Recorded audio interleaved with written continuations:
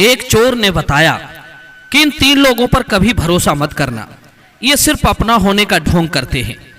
दर्शक बंधुओं, एक चोर की रोचक कहानी। प्राचीन समय की बात है। एक रतनपुर नामक शहर था और उस शहर में एक कपूरचंद नाम के सेठ रहते थे। सेठ तो अच्छे भले आदमी थे और ठीक ठाक पैसे वाले भी थे।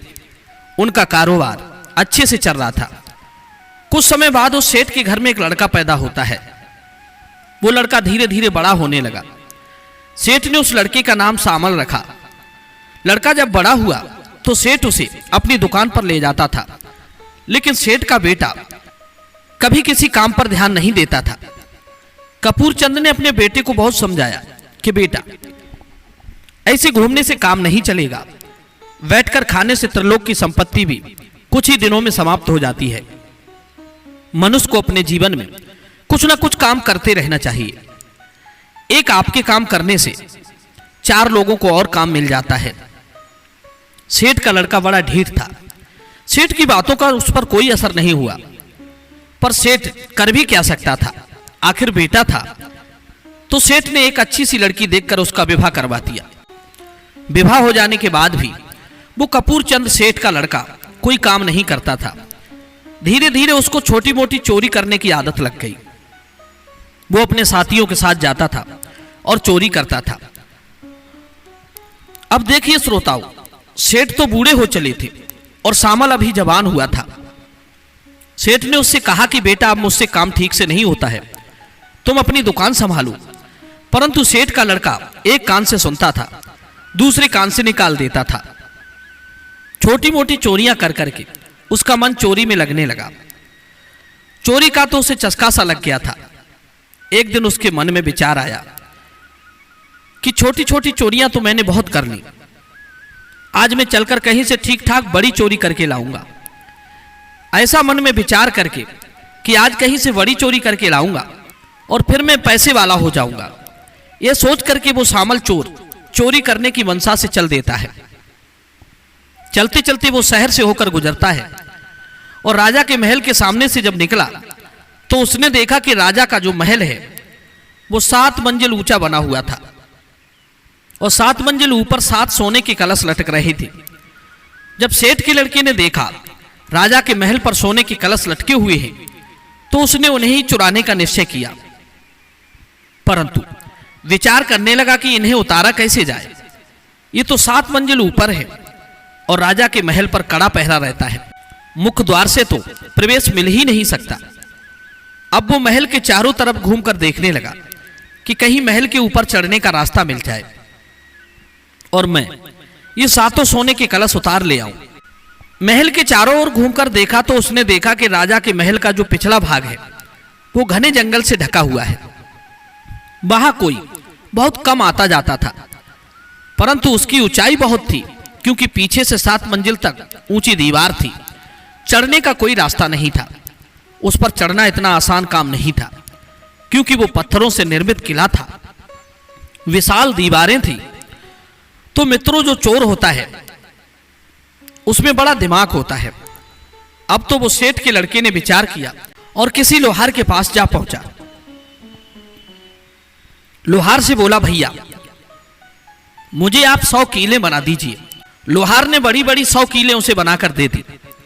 सामल चोर ने क्या किया, उन 100 कीलों को लेकर और एक बड़ा सा हथौड़ा लेकर चल देता है। इधर जब रात्रि होती है और रात्रि के 12 बजते हैं तो चोर एक थैले में उन कीलें और हथौड़े को रखकर राजा के महल में चोरी करने के उद्देश्य से वहां पहुंच जाता है। और राजा के महल के पीछे जाकर उसने क्या किया, कीलों को दीवार में ठोकना आरंभ कर दिया। धीरे धीरे दीवार पर कील ठोकता गया, क्योंकि पत्थरों से निर्मित किला था, उसमें काफी दरारें थी। उन दरारों में कीलों को हथौड़ा से ठोकता था और ऊपर चढ़ जाता था। इस प्रकार वो 7 मंजिल पर चढ़कर उन कलशों को उतार लेता था। कलशों को उतारने के बाद अपनी कमर से बांधता है और जिन कीलों से चढ़कर वो ऊपर गया था उन्हीं कीलों से नीचे उतरने लगा। जैसे जैसे वो नीचे उतरता था, ऊपर से हथौड़े से कीलों को उखाड़कर अपने थैले में रखता जाता था। धीरे धीरे वो कीलों को उखाड़ता हुआ 2 घंटे में नीचे उतर आता है। इस प्रकार वो सामल चोर उन 7 कलशों को लेकर अपने घर आ जाता है। उसने अपने घर में 3 कुआं बनवा रखे थे। उसने लाकर वे 7 कलश एक कुएं में डाल दिए और ऊपर से मार्बल बना हुआ एक बड़ा सा पत्थर रख दिया। श्रोताओं, इधर जब प्रातःकाल हुआ तो राज कर्मचारियों ने देखा कि किले के बुर्ज पर कलश ही नहीं थे। उन्होंने ये खबर राजा को दी कि महाराज, आपके महल में चोरी हो गई है। राजा कहने लगा कि चोरी कैसे हो गई? द्वार पर कौन था? जवाब दिया, महाराज पता नहीं। जब राजा ने द्वारपालों से आकर पूछा तो दरवाजे पर जो पहरेदार लगे थे उनसे कहा कि आप कहां गए थे? महल में से सोने के कलश जा चुके हैं। तो द्वारपाल कहने लगे, महाराज, हम पूरी रात्रि भर जागकर पहरा देते रहे हैं और आपकी सेना भी पहरा देती रही है, परंतु हम चोर के बारे में कुछ नहीं जानते। न जाने कौन कहां से आपके कलशों की चोरी कर ले गया। श्रोताओं, अब तो राजा मन में विचार करने लगा कि ऐसा कैसे हो सकता है। इतना कड़ा पहरा होने के बाद महल के अंदर चोर कैसे घुस गया? क्या कोई आकाश मार्ग से चोरी कर ले गया? राजा अपने सैनिकों से कहने लगा, ठीक है, कोई बात नहीं है, एक काम करो, उसी स्थान पर 7 कलश और टंगवा दो। वो चोर फिर आएगा और इस बार पहरे को सशक्त रखना, किसी भी तरह से उसे हमें पकड़ना होगा। इस प्रकार राजा ने उसी स्थान पर 7 कलश फिर से रखवा दिए। इधर वो बनिया का लड़का मन में विचार करने लगा कि चलो 7 कलश तो मेरे पास आ ही गए हैं। यदि राजा ने कलश फिर रखवा दिए तो मैं किसी दिन उन्हें भी उतार लाऊंगा। मित्रों, एक दिन वो घूमने के लिए जाता है और देखता है कि 7 कलश राजा ने फिर से रखवा दिए हैं। अब तो चोर मन में विचार करने लगा कि आज रात्रि को इन्हें भी उतार ले जाऊंगा। वो चोर बड़ा ही शातिर हो गया था। कलश उतारने का तरीका तो उसे मालूम ही था। अगले दिन वो रात्रि के 12 बजते ही कीले और हथौड़ा लेकर राजा के किले के पीछे पहुंच जाता है। पहले की तरह वो फिर से कीलों को ठोकता हुआ किले के ऊपर चढ़ जाता है और फिर से उन 7 कलशों को उतारकर उसी तरह नीचे आ जाता है। सामल चोर उन कलशों को लाकर उसी कुएं में रख देता है। अब देखिए, इधर प्रातःकाल राजा के मंत्री और पहरेदारों ने देखा तो राजा से कहा, महाराज, आज फिर कलशों की चोरी हो चुकी है। राजा कहने लगा, इतना सशक्त पहरा होते हुए भी मेरे महल से कलशों का चोरी हो जाना बड़े शर्म की बात है। तुम सब रात भर क्या करते रहते हो? पहरेदार कहने लगे, महाराज, हम लोगों का कोई दोष नहीं है। हम पूरी रात्रि भर बड़ी ईमानदारी से जागकर पहरा देते हैं और ना जाने कहां से चोर आकर कलशों की चोरी कर ले जाता है। राजा उस बात से बहुत परेशान हुआ। सोचने लगा, हमें इस चोर को पकड़ना होगा और इसे कठोर से कठोर सजा देनी होगी। यही सोचकर राजा ने फिर से उसी स्थान पर कलश रखवा दिए और इस बार राजा ने सख्त लहजे में अपने सैनिकों से कहा कि चौकसी और बढ़ा दो और इस बार चोर हमारी पकड़ में आ जाना चाहिए। मित्रों, अब तो समस्त सैनिक बड़े सावधान हो जाते हैं। दरवाजे पर सख्त पहरा हो जाता है, सेना लगा दी जाती है। और जब ये बात उस सेठ के लड़के ने सुनी कि महाराज ने 7 कलश दोबारा से टांग दिए हैं, तो मित्रों, अब तो सेठ का लड़का मन में विचार करने लगा कि 14 कलश तो हो चुके हैं और 7 कलशों को मैं आज भी लेकर आऊंगा। मित्रों, रात्रि के जैसे ही 12 बजते हैं तो वो घर से बाहर निकलता है। जब घर से बाहर निकला तो उसके पिताजी कपूर चंद सेठ जी देख रहे थे। मन में विचार कर रहे थे कि लड़का इतनी रात में कहां जाता है, मुझको देखना चाहिए। अब तो सेठ कपूर चंद अपने लड़के का पीछा करते हैं। सामल आगे आगे जाता है और सेठ पीछे पीछे उसके देखते हुए जाते हैं कि देखें रात में ये कहां जाएगा। मित्रों, वो चोर राजा के महल के पीछे जाकर दीवार में कीले ठोकने लगता है। चोर के पिताजी छुपकर वहीं देख रहे थे। चोर उन कीलों को ठोकता जाता है और ऊपर चढ़ता जाता है। उन कीलों के सहारे धीरे धीरे वो 7 मंजिल पर पहुंच जाए और उन कीलों के सहारे वो धीरे धीरे 7 मंजिल पर पहुंच जाता है और वहां पहुंचकर उन 7 कलशों को उतारकर अपनी कमर से बांधता है और नीचे को चल देता है। मित्रों, उधर सेठ सोच रहा था कि मेरा लड़का इतनी बड़ी चोरी कर रहा है, राजा के किले के ऊपर चढ़कर सोने के कलशों की चोरी कर रहा है। यदि राजा को पता चला तो इसे अवश्य ही फांसी की सजा मिलेगी, इसीलिए मुझे इसके पीछे चलना चाहिए। इसे समझाना चाहिए। यह सोचकर कि कपूर चंद भी उन कीलों के सहारे जो दीवार में गड़ी हुई थी उनसे ऊपर चढ़ने लगते हैं, परंतु वो सेठ बूढ़े थे इसलिए ज्यादा ऊपर तक नहीं चढ़ पाए। और उस दीवार के बीच भाग में एक कोट बना हुआ था, छज्जा जिसे बोलते हैं। वो सेठ उसी छज्जे में बैठ जाते हैं। सोचने लगे कि पहले इसे यहां तक उतर कर आने दो, तब इसे समझाऊंगा। मित्रों, सेठ का लड़का उन कलशों को लेकर नीचे उतरा और बीच ऊंचाई पर उसने अपने पिताजी को बैठे देखा तो पूछने लगा कि पिताजी, आप यहां क्यों आए हो? तो वो सेठ कहने लगा, अरे मूर्ख, यदि राजा को पता चल गया तो तुझे फांसी हो जाएगी, तू ये क्या कर रहा है? चोर अपने पिता से कहने लगा कि पिताजी, आप नीचे उतरिए, नहीं तो अवश्य पता चल जाएगा। अब तक तो पता नहीं चला है। चोर ने अपने पिताजी से कहा कि चुपचाप नीचे उतरिए, लेकिन मित्रों वो सेठ बूढ़ा था। वहां तक चढ़ तो गया मगर उतरना उसके बस से बाहर था। बहुत प्रयास करने के बाद भी सेठ नहीं उतर पाए। तो चोर ने विचार किया कि अगर मेरे पिताजी यहीं रह गए तो मैं अपने पिता के कारण जरूर पकड़ा जाऊंगा, और सुबह जब मैं पकड़ा गया तो राजा मुझे जरूर फांसी पर चढ़ा देगा। इसलिए उसने अपने झोले में से एक कटार निकाली और अपने पिताजी के सिर को काट लिया, और सिर को काट करके उसी झोले में रख लिया, और सर को झोले में रखकर नीचे आ जाता है। वो सेठ सर कटा हुआ उसी छज्जे पर पड़ा रहता है। चोर तो उन कलशों को लेकर अपने घर आ जाता है। इधर प्रातःकाल जब राजा के पहरेदार जागे तो उन्होंने देखा कि रात में राजा की कलशों की चोरी हो चुकी है। राजा कहने लगा कि ऐसा कौन सा चोर है, 3 बार हमारे किले के ऊपर से कलश उतार ले जाता है मगर हमारी पकड़ में नहीं आया। राजा ने अपने सैनिकों से कहा कि चोर आता कहां से है, महल के चारों तरफ घूमकर देखो, जरूर कहीं कोई ना कोई निशान होगा। राजा के सैनिक जब घूमते हुए महल के पीछे आए तो उन्होंने देखा कि किले के मध्य में छज्जे पर एक व्यक्ति बैठा हुआ है। सैनिकों ने वहां चढ़कर देखा तो वहां एक आदमी की कटे हुए सर की लाश पड़ी थी। राजा के सिपाहियों ने उसे नीचे उतारा और राजा से कहा, महाराज, ये व्यक्ति पता नहीं कौन है, क्योंकि इसका सर कोई काट ले गया है, जरूर इसका संबंध उसी चोर से होगा। दीवार पर बने कीलों के निशानों को देखकर राजा समझ गए कि चोर दीवार में कीले ठोककर ऊपर जाता है और इसी रास्ते से कलशों की चोरी करके ले जाता है। अब तो राजा ने आदेश दिया कि हमारे गुप्तचरों को बुलाया जाए और पूरे नगर में गुप्तचरों को फैला दो। जिस घर में कोई रोता मिल जाए उसे ही पकड़ लाना, क्योंकि इस व्यक्ति के घर वाले रोते जरूर होंगे। इस प्रकार राजा के गुप्तचर पूरे शहर में फैल जाते हैं। मगर वो सेठ का लड़का बड़ा चालाक था। उसने अपने पिता का सर उसी थैले में रखा रहने दिया, अपनी पत्नी को भी बच्चों को भी नहीं बताया, क्योंकि अगर वो बताता तो घर में रोना धोना होता और वो पकड़ा जाता।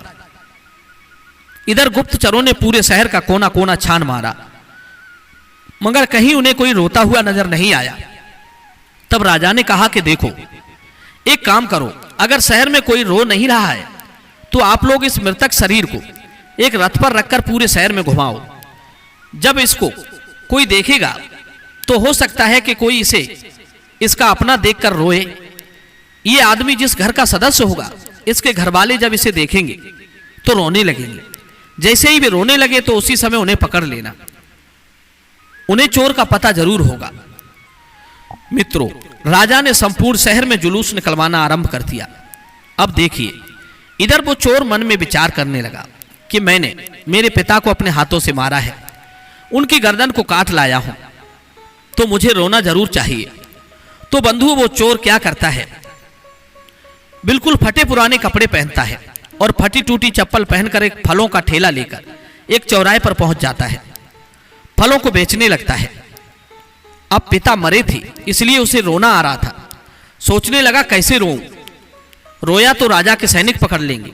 मित्रों, जैसे ही वो जुलूस जिसमें उस चोर के पिताजी का शव रखा हुआ था वो उसी चौराहे पर आता है तो राजा के सिपाहियों ने उस चोर से कहा कि ये फलों का ठेला पीछे हटाओ। सिपाही लोग जैसे ही उस ठेले को पीछे हटाने लगे तो चोर ने जानबूझकर उस ठेले को पलट दिया। उस चौराहे पर उसके सारे फल इधर उधर फैल गए। उसी समय वो चोर जोर जोर से रोने लगा। चोर तो अपने पिता को देखकर रो रहा था, लेकिन राजा के सैनिक समझ रहे थे कि इसके फल फैल गए हैं, इसलिए ये रो रहा है। अब महाराज को पता चला कि ये क्या किया। अपने सैनिकों से राजा कहने लगा कि इस गरीब के तुमने केले फैला दिए। अब तो राजा स्वयं आता है और उससे कहता है कि देखो भाई, मुझे पता नहीं था कि हमारे सैनिकों की वजह से तुम्हारा नुकसान हो जाएगा। ये लो पैसे और बाजार से दूसरे फल खरीद लो।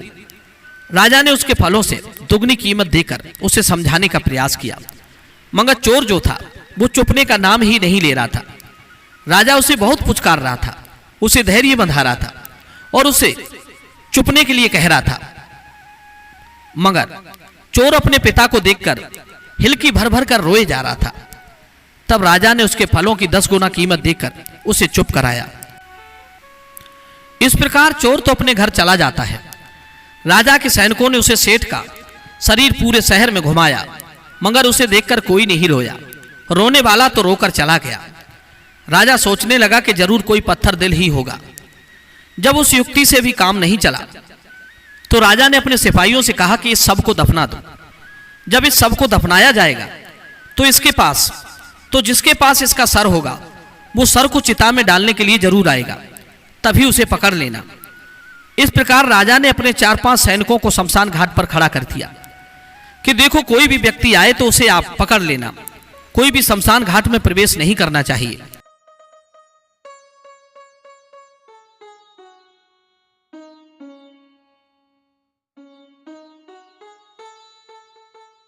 जब तक कि उसका दाह संस्कार ना हो जाए।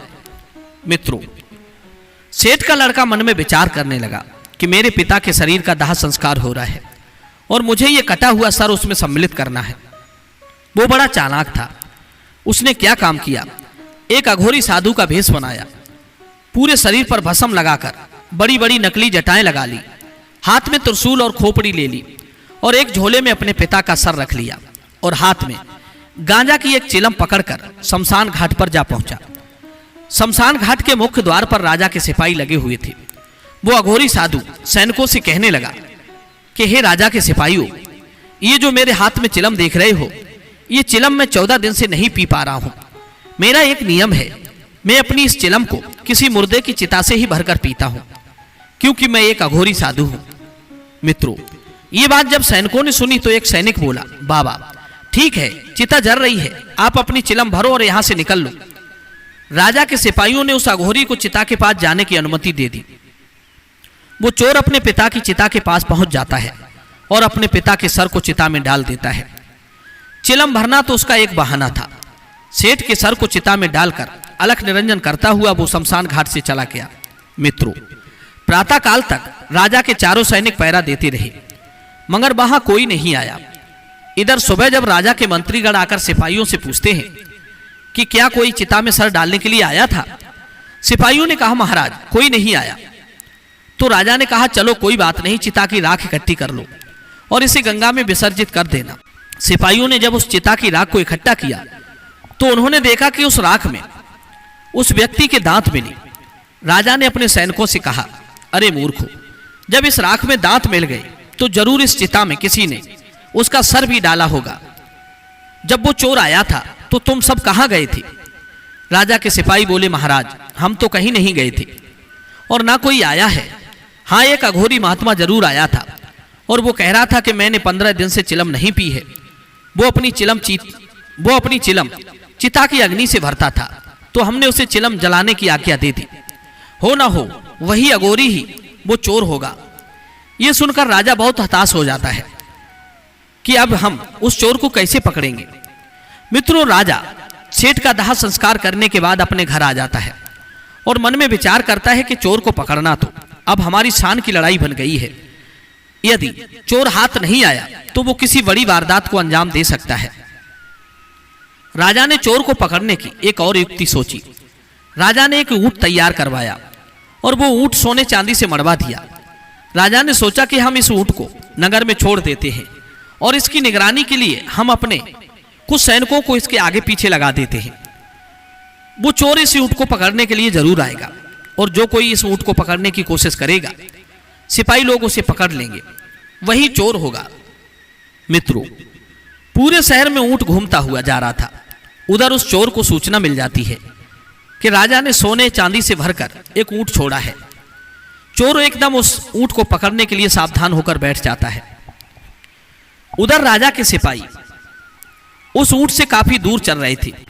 मित्रों, चोर के घर में 3 कुआं तो पहले से ही खुदे हुए थे। वो ऊंट नगर में घूमता हुआ 2-4 दिन बाद जब उसी गली में पहुंचता है जिस गली में उस चोर का मकान था। इधर सैनिक सोचने लगे कि ये तो सेठों की बस्ती है, यहां तो चोरी का कोई काम नहीं होगा, तो सिपाहियों ने भी उस ऊंट पर ज्यादा ध्यान नहीं दिया। इधर ऊंट जब उस चोर के घर के सामने आए तो चोर उस ऊंट की रस्सी पकड़कर अपने घर के अंदर ले गया। घर के अंदर ले जाकर उसने तलवार से ऊंट की गर्दन काट दी और उसे कुएं में डाल दिया। ऊपर से उसने मार्बल से बने हुए पत्थर से उस कुएं को ढक दिया ताकि उसके अंदर से बदबू ना आए। श्रोताओं, कुछ समय बाद सैनिकों ने देखा, आगे वाले सैनिक सोच रहे थे कि पीछे होगा और पीछे वाले सैनिक सोच रहे थे कि ऊंट आगे होगा, परंतु जब कुछ समय बाद सैनिकों ने देखा कि ऊंट का तो कोई अता पता नहीं है तो वे सब घबराने लगे। वे सब मिलकर उसे खोजने लगे। खूब खोजने के बाद भी ऊंट का पता नहीं चला। राजा ने उन सैनिकों से कहा, अरे दुष्टों, मैंने तुम्हें इसलिए तो छोड़ा था कि तुम उस चोर को पकड़ लो, परंतु तुमने मेरा ऊंट भी गायब करवा दिया। सैनिक कहने लगे कि महाराज, पता नहीं, न जाने ऊंट इस चौराहे से कहां गुम हो गया। ये बस्ती तो सेठ लोगों की है और सेठ लोग ऐसा काम नहीं कर सकते। फिर भी राजा ने अपनी संतुष्टि के लिए सभी घरों की तलाशी करवाई, लेकिन वो सेठ का लड़का बड़ा चालाक था। उसने अपने घर का फर्श मार्बल जैसा बना रखा था, इसलिए राजा के सिपाही आए और चले गए। सोचने लगे कि यह तो सेठों के घर हैं, इनमें चोरी का मतलब ही नहीं है। राजा का जब ऊंट भी गायब हो जाता है तो राजा बड़ा परेशान हुआ, कैसे करके अब चोर को पकड़ा जाए। ये चोर बड़ा सातिर है, हमारे कलशों को भी ले गया, पहचान ना हो इसलिए अपने साथी चोर का सर भी काट ले गया और उस सर को चिता में भी शामिल कर गया, और आज हमारा ऊंट भी गायब कर दिया है। तब हार कर राजा ने 3 दूतियां बुलाई और उनसे पूछा कि तुम में से सर्वश्रेष्ठ कौन है। एक दूती बोली, महाराज, मैं सर्वश्रेष्ठ हूं और मैं तुम्हारे ऊंट का पता लगा सकती हूं। राजा ने कहा, ठीक है, अगर तुमने ऊंट का पता लगा लिया तो हम तुम्हें बहुत सारा इनाम देंगे और उसके साथ साथ तुम्हें उस चोर का भी पता लगाना होगा। मित्रों, अब तो वो दूती राजा की ऊंट का पता लगाने के लिए चल देती है। दूती ने एक थैला लेती है और थैले में कुछ बर्तन रख लेती है और नगर में मांगने का काम करने लगती है। एक बड़ा सा डंडा हाथ में लिया और एक हाथ में कटोरा। शहर में भीख मांगते मांगते 2-3 दिन में वो उसी सेठ के घर पहुंच जाती है और वहां जाकर पूछती है कि बहन, अगर तुम्हारे पास ऊंट का कान हो तो मुझे दे दीजिए। मेरे पति बहुत बीमार हैं और उन्हें ऊंट के कान की सख्त जरूरत है। यदि ऊंट का कान मिल जाए तो वो बच सकते हैं। मित्रों, वो चोर उस समय स्नान करने गया था। उसकी पत्नी घर पर थी। द्वार पर एक स्त्री को दुखियाते देखकर सेठानी उसे अपने घर के अंदर बुला ले गई। उसने सोचा कोई दुखियारी है। पहले तो उसे रोटी खिलाई, फिर उसके बाद वो अपने कुएं के अंदर से ऊंट का एक कान काट लाई और लाकर उस दूतिन को दे दिया। सोचा कि ये ऊंट तो वैसे भी कुआं में पड़ा पड़ा सड़ रहा है, अगर इससे किसी का भला हो रहा है तो कर देना चाहिए। मगर उसे कहां मालूम था कि वो राजा की गुप्तचरी है। ऊंट का कान लेकर दूतिन वहां से चल देती है। वो समझ गई थी कि ये चोर का घर है। दूतिन उस चोर के घर से निकली ही थी। उसी समय वो चोर भी स्नान करके लौट आता है। जब उसने दरवाजे से उस विचित्र मांगने वाली को निकलते हुए देखा तो उसे समझने में देर नहीं लगी कि यह कोई खतरा है, इसे मुझे रोकना होगा। यही सोचकर के सेठ का लड़का जल्दी से उसके पास आता है और उस मांगने वाली से कहने लगा कि तुम कौन हो। तो वो कहने लगी, भाई मैं तो रोटी मांगने वाली हूं और मैं तो रोटी लेकर आई हूं। चोर कहने लगा, आओ मेरे साथ, मैं तुम्हें अच्छा भोजन दिलवाऊंगा। इतना कहकर वो दूतिन को खींचता हुआ घर के अंदर ले जाता है और आकर के अपनी पत्नी से पूछने लगा, तुमने ये क्या किया। सेठानी कहने लगी, क्यों, क्या बात हो गई। ये तो ऊंट का कान मांग रही थी, इसके पति बहुत बीमार हैं, मैंने इसे ऊंट का कान दे दिया है। सेठ जी कहने लगी, ठीक है। चोर कहने लगा, ठीक है, तू नहीं जानती ये कौन है, ये राजा की दूतिन है। ये तो बहुत अच्छा हुआ कि मैं मौके पर आ गया, नहीं तो आज मुझे फांसी की सजा हो जाती। ये कहकर के सेठ ने उस दूती को उसी कुएं के अंदर डाल दिया और ऊपर से मार्बल वाले पत्थर से ढक दिया। भोजन पानी उसी कुएं में पहुंचा दिया करता था। इस प्रकार से उसे राजा की गुप्तचरी को चोर के यहाँ कुएं में बंद पड़े कई दिन बीत जाते हैं। जब कई दिन बीत गए तो राजा को खबर मिली कि राजा की वो गुप्तचरी गायब हो गई है। न जानी दूती कहाँ गायब हो गई। ये तो बड़े आश्चर्य की बात है। राजा ने अपने सैनिकों से उस दूती को ढूंढवाया, उसकी खोज करवाई, लेकिन उसे गुप्तचरी का कोई पता नहीं चला। ये देखकर राजा बड़ा निराश हुआ। मन में सोचने लगा कि वो चोर कैसा है जिसने मुझे परास्त कर दिया है। हम कुछ भी करें वो हमारे हाथ नहीं आता है। तब राजा ने हार करके ये घोषणा कर दी कि जो चोर हो वो मेरे दरबार में आकर चोरी स्वीकार कर ले और चोरी की वस्तुएं बरामद कर दे तो मैं उसे आधा राज्य दे दूंगा। अब जब आधे राज्य का नाम सुना तो बड़े बड़े नामी चोर राजा के दरबार में आने लगे कि महाराज आपकी चोरी हमने की है। तो राजा उनसे पूछता था कि बताओ तुमने यदि चोरी की है तो चोरी किस किस चीज की हुई है। जब ये बात पूछी जाती थी तो वो चोर बता ही नहीं पाते थे। कोई किसी वस्तु की चोरी बताता था, कोई कलशों की चोरी बताता था, क्योंकि वो तो बात सुन रखी थी, परंतु कलशों के अतिरिक्त जिन जिन चीजों की चोरी हुई थी वे सब चोर वो नहीं जानते थे, इसलिए नहीं बता पाए। अब तो जो चोर राज्य के लालच में उनके पास आता था, राजा समझ जाते थे कि ये चोर झूठ बोल रहा है, तो उसे बंदी बनाकर जेल में डलवा देते थे। एक दिन वो सेठ का लड़का जो असली चोर था, उसने सोचा कि मुझे राजा के पास चलकर बता देना चाहिए, इसके बदले में मुझे आधा राज्य मिल जाएगा। तब उसने बिल्कुल साधारण वेशभूषा बनाई और राजा के दरबार में पहुंच जाता है। कहने लगा, महाराज मैं ही असली चोर हूं, मैंने ही तुम्हारी चोरी की है। मित्रों, सादा वेशभूषा वाले सेठ की बात सुनकर राजा को उस पर विश्वास नहीं होता है कि इसने भी चोरी की होगी। राजा कहने लगा, सेठ क्या पागल हो गया है? आधे राज्य के चक्कर में झूठा अपने आप को चोर क्यों बता रहा है? क्या जेल में सड़ना चाहते हो? तुम चोर नहीं हो सकते। इस तरह से डांट फटकार कर राजा ने उसे अपने दरबार से भगा दिया। दूसरे दिन भी वो सेठ का लड़का राजा के पास जाता है कि महाराज मानो या ना मानो, चोरी तो मैंने ही की है। राजा कहने लगे, तुम राज्य के लोभ में झूठ बोल रहे हो, क्यों जेल जाना चाहते हो? इसलिए यहां से भाग जाओ। राजा के मंत्री संतरी उसे डांटकर भगा देते हैं। मित्रों, तीसरे दिन वो फिर दरबार में आता है। राजा के मंत्री कहने लगे, महाराज ये व्यक्ति 3 दिन से लगातार आ रहा है, इसे एक बार पूछो तो सही ये किस तरह का चोर है। राजा ने कहा, ठीक है। राजा कहने लगा, बताओ तुम कैसे चोर हो? तब वो चोर बताता है, महाराज मैंने आपके कलशों की चोरी की है, आपके ऊंट की चोरी की है, आपको जो कटे हुए सर का आदमी मिला था वो मेरे ही पिताजी थे। महाराज आपने ये सोचा था कि कोई शहर में सबको देखकर रोएगा, तो महाराज मैं अपने पिता को देखकर रोया भी था, लेकिन आप और आपके सिपाही समझ नहीं पाए, क्योंकि मैं उस समय चौराहे पर ठेले पर रखकर फल बेच रहा था। वो ठेला आपके सिपाहियों ने नहीं, मैंने स्वयं पलटा था। आपने आकर उल्टा मुझे छुपाया था और मेरे फलों की 10 गुना कीमत भी मुझे दी थी। मित्रों, ये सुनकर राजा हैरान रह जाता है कि इतना शातिर चोर आज तक मैंने नहीं देखा। उसके बाद वो चोर कहता है, महाराज दूसरी बात ध्यान से सुनो, तुम्हारे सैनिकों ने और तुमने ये सोचा था कि वो उस सर को चिता में डालने के लिए जरूर आएगा।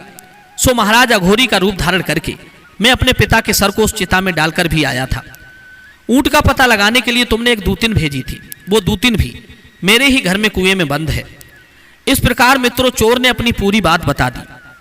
इसके साथ साथ चोर ने यह भी बताया कि महाराज अक्सर लोग छल प्रपंच करने के लिए इन 6 चीजों का सहारा लेते हैं।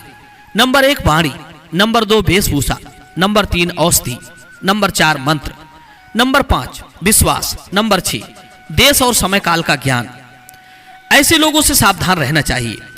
कहते हैं इन 3 लोगों पर कभी भरोसा मत करना, ये सिर्फ अपना होने का ढोंग करते हैं।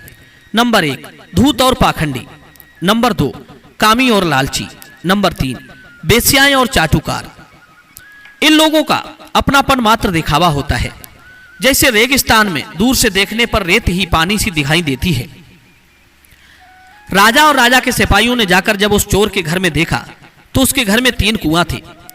एक कुएं में वो ऊंट पड़ा था, दूसरे में 21 कलश पड़े थे और तीसरे कुएं में वो दूतिन बैठी थी। राजा ने फौरन सबको बाहर निकलवाया। चोर की बुद्धिमत्ता को देखकर राजा बड़ा प्रभावित होता है। राजा ने चोर की पीठ थपथपाई और कहा कि मैं तुमसे प्रसन्न हूं, इसलिए मैं तुम्हें आधा राज्य देता हूं। सेठ कहने लगा, महाराज हम सेठ हैं, हम राज्य नहीं चला सकते, हमें तो आपके दरबार में एक छोटा सा पद चाहिए। मित्रों, इस प्रकार उस सेठ की बुद्धिमानी से प्रसन्न होकर राजा ने अपने दरबार में उसे अपने मंत्री का पद दे दिया। उस दिन के बाद उसने प्रतिज्ञा ली कि आज के बाद मैं चोरी नहीं करूंगा। वो सेठ का लड़का उसी दिन से राजा के दरबार में उच्च पद प्राप्त करके अपना जीवन बड़े आराम से व्यतीत करने लगता है। तो दर्शक बंधु, ये कहानी कैसी लगी कमेंट सेक्शन में जरूर बताना। मिलते हैं आपसे अगली वीडियो में एक और चर्चा के साथ। आप सभी का बहुत बहुत धन्यवाद। जय श्री कृष्णा।